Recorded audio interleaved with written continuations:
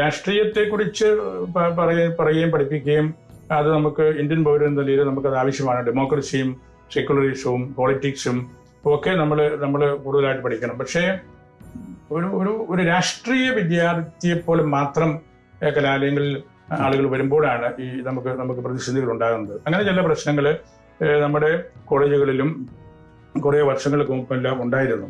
പക്ഷേ ഇന്ന് കുട്ടികൾക്ക് നല്ല പൊളിറ്റിക്കൽ നോളജ് കിട്ടാതെ പോകുന്നു എന്നുള്ളത് ഒരു വലിയ സത്യമാണ്. I agree with you. കാരണം ഈ രാഷ്ട്രീയം എന്താണ്, ഈ രാഷ്ട്രീയ പാർട്ടികളുടെ പ്രസക്തി എന്താണ്, ഇവര് ക്യാരി ഓൺ ചെയ്യുന്ന ക്രൈസ്തവ മൂല്യങ്ങൾ എന്താണ്, അവർക്ക് എങ്ങനെ നമ്മുടെ വിഷയങ്ങൾ, കാർഷിക മേഖലയോ അല്ലെങ്കിൽ അതുപോലുള്ള മറ്റ് ഫിനാൻഷ്യൽ ആയിട്ടുള്ള കാര്യമോ, നമ്മുടെ രൂപത്തിലെ DCMSന്റെ കാര്യങ്ങളോ, ഇതൊക്കെ നമ്മുടെ അസംബ്ലിയിലും അല്ലെങ്കിൽ പാർലമെന്റിലും അവർക്ക് പറയാൻ പറ്റുന്നുണ്ടോ, അവരവിടെ നമ്മുടെ ക്രൈസ്തവ ധർമ്മം നിർവഹിക്കുന്നുണ്ടോ, ഇങ്ങനത്തെ കാര്യങ്ങളെക്കുറിച്ചൊക്കെ നമ്മൾ കൂടുതൽ പഠിക്കേണ്ടതുണ്ട്. ആ ഒരു ഗ്യാപ്പ് നമുക്കുണ്ട്.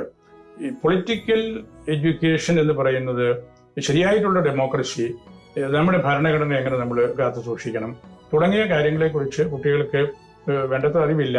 നമ്മൾ അതിനൊരു ക്രമീകരണം ഇപ്പം ചെയ്യുന്നത്, നമ്മൾ സിവിൽ സർവീസ് ഇൻസ്റ്റിറ്റ്യൂട്ട് പാലായിൽ നമ്മൾ പുത്തനായിട്ട് പണിതു. നമ്മുടെ രൂപത കൊടുത്ത 2 ഏക്കർ സ്ഥലത്താണ് ആ ഹൗസ് പണിതിരിക്കുന്നത്.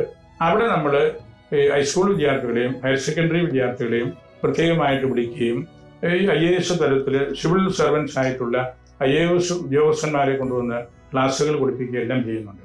നമ്മൾ 4-5 വർഷങ്ങളായിട്ട് റെഗുലറായിട്ട് ചെയ്യുന്നുണ്ട്. 100-200 കുട്ടികൾ വെച്ച് ആണ്ടുവട്ടത്തിൽ 10-20 തവണ നമ്മൾ അത് കൊടുക്കുന്നുണ്ട്. അപ്പോൾ IAS TK സാറൊക്കെ വന്ന് പലപ്പോഴും ക്ലാസ് എടുത്തിട്ടുണ്ട്. ടോം ജോസ് വന്ന് സംസാരിച്ചിട്ടുണ്ട്. നമ്മുടെ PC ശ്രീ സാർ വന്ന് സംസാരിക്കുന്നുണ്ട്. അപ്പം അവരെയൊക്കെ കാണാനും കേൾക്കാനും കുട്ടികൾക്കും ഇഷ്ടമാണ്. ഇപ്പോൾ IAS കാരൻ വരുന്നു, അല്ലെങ്കിൽ ഒരു DGP വരുന്നു, പുന്നൂർ സാർ വന്ന് സംസാരിക്കാറുണ്ട്. അങ്ങനെയുള്ളവരോട് ഈ പറഞ്ഞ പോലെ ഈ കുട്ടികൾക്ക് ഒരു കൗതുകമുണ്ട്. അതിന്റെ കാരണം അവരുടെ മനസ്സിൽ ഇങ്ങനെയുള്ള കാര്യങ്ങൾ കൂടുതൽ അറിയാൻ അവർക്ക് ഇഷ്ടമുണ്ട്. അതുകൊണ്ട് ഇവർ ക്ലാസ് എടുക്കാൻ വരുമ്പോഴും ഈ കുട്ടികൾ നല്ല ചോദ്യം ചോദിക്കുകയും അവർ നല്ല ഉത്തരം കൊടുക്കുകയും ചെയ്യുന്നുണ്ട്. അങ്ങനെ നമ്മുടെ രാജ്യത്തിന്റെ പൊളിറ്റിക്കൽ സംവിധാനത്തെക്കുറിച്ച് നമ്മുടെ സിവിൽ സർവീസ് ഇൻസ്റ്റിറ്റ്യൂട്ടിൽ വെച്ച് നമ്മൾ അത്യാവശ്യമായിട്ടുള്ള ക്ലാസ്സുകൾ കൊടുക്കുന്നുണ്ട്.